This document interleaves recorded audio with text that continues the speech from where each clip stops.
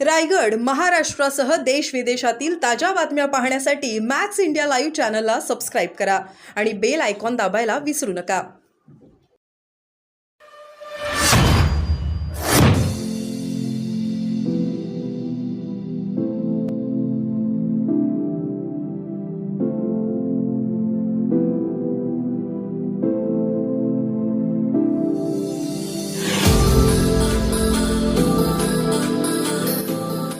ही शिवसेना होती तशी आक्रमकता दाखवावी अशी चिंता करण्यात आली. बिलकुल. कारण कसं आहे, 25 वर्षापूर्वीची शिवसेना आणि आजच्या शिवसेनेत निश्चित फरक असू शकतो. परंतु आता कसं शिवसेना पोक्त झाली, मग आम्हाला वाटतं नियम कायदे पाळले पाहिजे.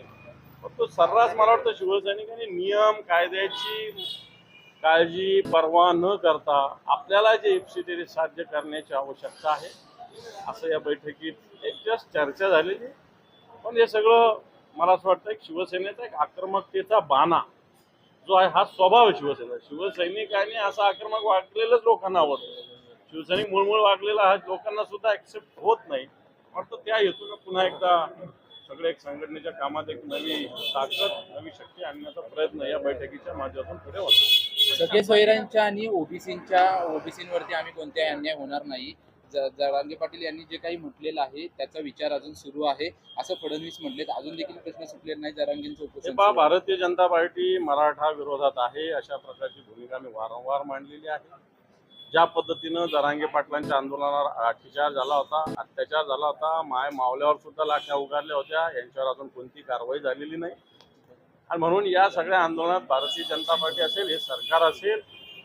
मग मला हा प्रश्न आहे की वाशीला जाऊन राज्याच्या मुख्यमंत्र्यांनी गुलाल कशासाठी उधळला होता?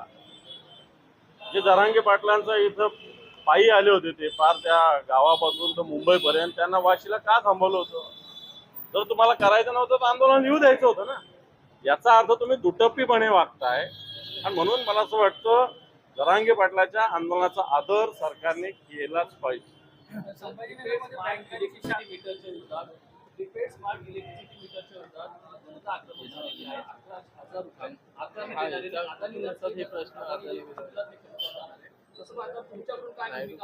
बिलकुल याच्यावर भूमिका मांडू.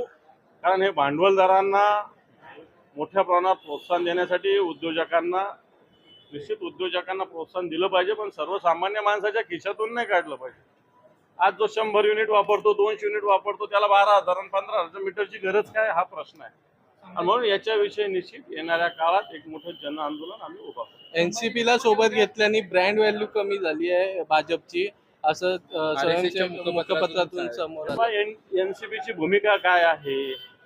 एनसीपी कोणत्या विचाराची? अजितदादांची आणि भारतीय जनता पार्टीची विचारसरणी काय आहे याचा जर विचार केला तर जे मत ऑर्गनायझरने व्यक्त केलं ते योग्य मत आहे. बिलकुल. शिवसेनेनं मागच्या 8-10 दिवसापूर्वी मी स्वतः लीड बँकेच्या कार्यालयात जाऊन बैठका घेतल्या होत्या.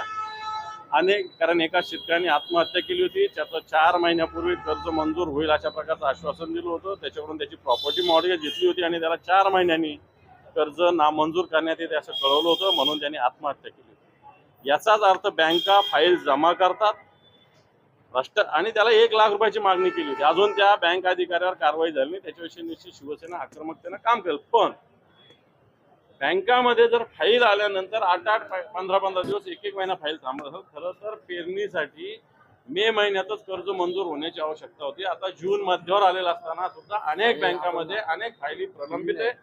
म्हणून संभाजीनगरामध्ये उद्या जवळपास 150 बँकावर शिवसेना आंदोलन करणार आहे. त्याला आम्ही बँकांची शाळा असं नाव दिलेलं आहे. कारण बँका शाळाच करतात. बँका फाईल डिले का करतात याला कारण भ्रष्टाचार आहे. एक तर फाईल रिजेक्ट करावी नाही तर ऍक्सेप्ट करावी. आणि म्हणून उद्या पूर्ण संभाजीनगर जिल्ह्यामध्ये शिवसेनेच्या वतीनं या बँकांच्या विरोधात आंदोलनाचा उभारणं आम्ही केली. निवडणुकीचा निकाल लागल्यानंतर मोहन भागवतांनी जे आहे ते भाजपवरती आता टीका केलेली आहे. मणिपूरचा प्रश्न असेल किंवा पक्ष फोडाफोडी असेल याच्यावरून भाजपलाच मोहन भागवतांनी खडेबोल सुनावलेला आहे. मला असं वाटतं आता उद्धवजी ठाकरे साहेबांनी बैठकीत सांगितले भले खडेबोल सुनावले असेल, परंतु मणिपूर काय आजचा प्रश्न नाही. मागच्या वर्षभरापासून मणिपूर जळतंय आणि 1 वर्षाने राष्ट्रीय स्वयंसेवक संघानं जाग आली, त्याची झळ पोहोचलेली, कारण निवडणुकीत पराभव झाला. शेवटचा प्रश्न शेवटचा. केंद्राकडनं जो निधी येतो राज्याला तो सगळ्यात कमी महाराष्ट्राला येतो. बिहार आणि UP च्या तुलनेमध्ये 8,000 कोटी फक्त महाराष्ट्राला आलाय, तर 12 आणि 15 कोटी बिहार आणि उत्तर प्रदेश. पण खरं तर या निधी जमा करण्यात म्हणजे जो टॅक्स कर संकलनामध्ये महाराष्ट्र देशात सगळ्यात आघाडीवर आहे. ठीक आहे, आपल्याकडे जी केंद्र शासनाची प्रणाली आहे, त्याच्यामुळं एखादा वंचित भाग असेल त्याला सुद्धा जो स्ट्रॉंग भाग आहे त्यांनी मदत केली पाहिजे. परंतु महाराष्ट्रावर सारासार अन्याय आताच्या घडीला होतोय. मुद्दामून भारतीय जनता पार्टीचं सरकार महाराष्ट्रावर या बाबतीत अन्याय करते. आज महाराष्ट्राची आर्थिक स्थिती काय सगळीकडे आज आलेलं आहे. किती 60,000 70,000 कोटीचे टेंडर काढले आणि 20,000 कोटी सरकारच्या तिजोरीत आहे. त्यामुळे अनेक गुत्तेदार काम सुद्धा करते. अशा प्रकारची स्थिती आहे. मात्र केंद्र सरकार महाराष्ट्रावर अन्याय करतं. बाकीच्या राज्याचा आदर्श आपल्या राज्याच्या मुख्यमंत्र्यांनी उपमुख्यमंत्र्यांनी केलं पाहिजे. त्यांनी आपल्या राज्यासाठी पॅकेज आर्थिक तरतूद मागितली. आपल्या राज्याने काय मागितलं? जाऊन दुसरा मुजरा करतात दिल्लीमध्ये. अशा प्रकारची स्थिती आपल्या राज्याच्या मुख्यमंत्री उपमुख्यमंत्र्यांची. अधिकाऱ्यांना दिलेले आहे. महाराष्ट्रातले 288 विधानसभेचे संपर्क प्रमुख नेमलेले आहेत. या 288 संपर्क प्रमुखांची आज बैठक माननीय उद्धवजी ठाकरे साहेब यांच्या प्रमुख मार्गदर्शनाखाली संपन्न झालेली आहे.